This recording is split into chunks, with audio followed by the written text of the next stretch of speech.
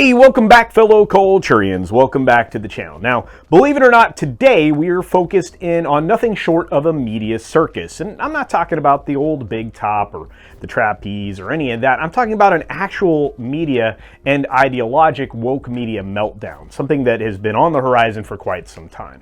So grab your popcorn, hopefully not out of one of those really weird Dune collector popcorn buckets, and let's dive into some glorious chaos. Do you remember when I was talking about BuzzFeed? Well, here we go.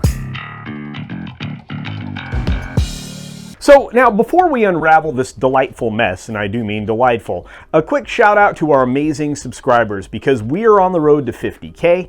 The next stop on that path is 20K. So if you're not subscribed, please hit that button down there, turn the little red button to gray, and thank you. Also, the comments you guys have been dumping out lately have been extraordinary. I've been responding back, and we have been having great conversations. So I just want to say thank you. It's awesome. Now, back to the main event, the thing we're going to talk about, the woke broke media that is, well, on a selling spree, and that's putting it quite kindly. You see, BuzzFeed is auctioning off parts like it's a fire sale, starting with its food sites like Tasty and First We Feast.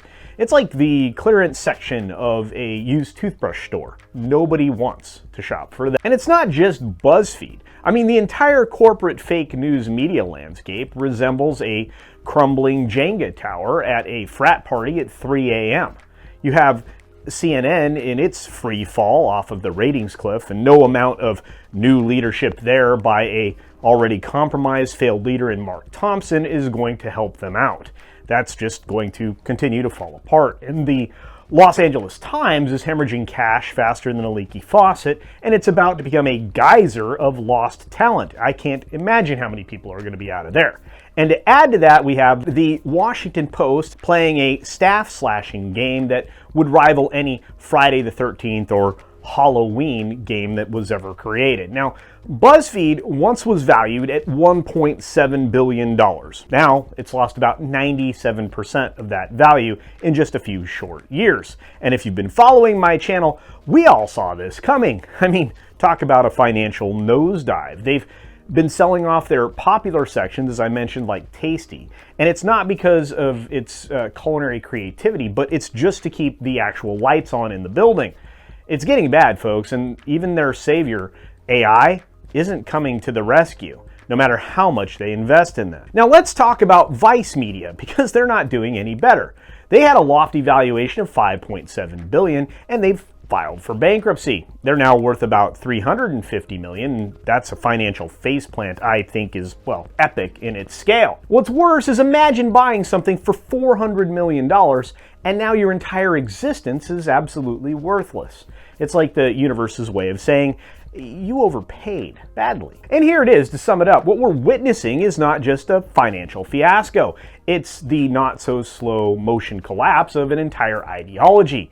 The young, know-it-all, smug way of delivering news and lifestyle content is crumbling like a house of cards.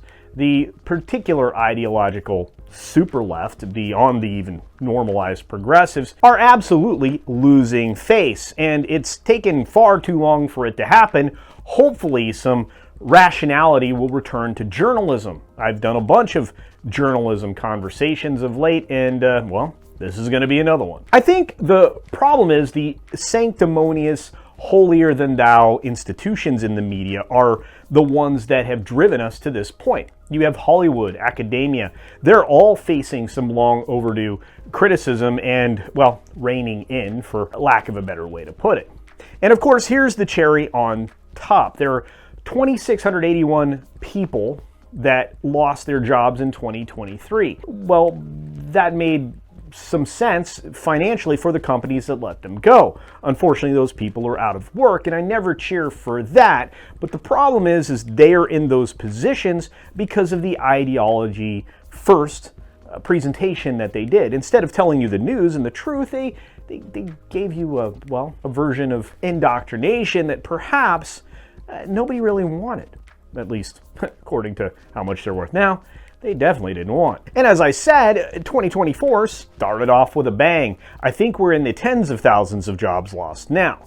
Imagine the irony: those who made a living out of spinning tales before are out of the job now. Maybe they can go work in Hollywood, but I'm not certain that you would get anything creative out of them other than more of the same messaging, which is actually destroying Hollywood. So where do we go?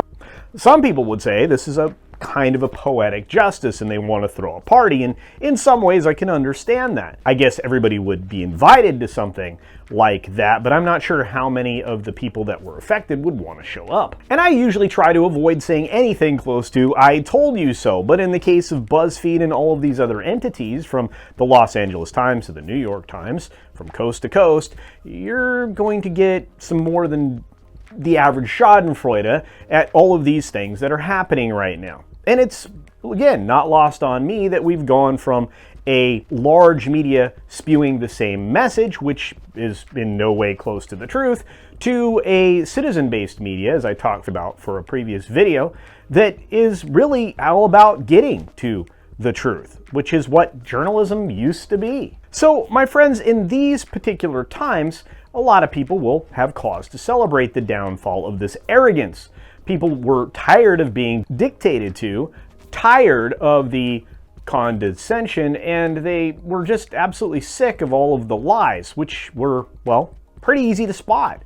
The political leanings of media's virtue signaling castle is crumbling away as the ocean of truth just continues to undermine it. And again, a lot of people's reaction will be, it's about time. Now, what I'd like you to do is hit me up in the comments down below with your thoughts on this spectacular unraveling of everything that was woke, because it seems to be happening right before our eyes. So stay cautious when you approach these subjects. Stay aware of everything that's happening around you in the news media, but take a little solace in the fact that these are indications of a pretty big loss, at least as far as the narrative goes. And on that final note, be sure to take care of yourself, take care of others, and until next time, see ya!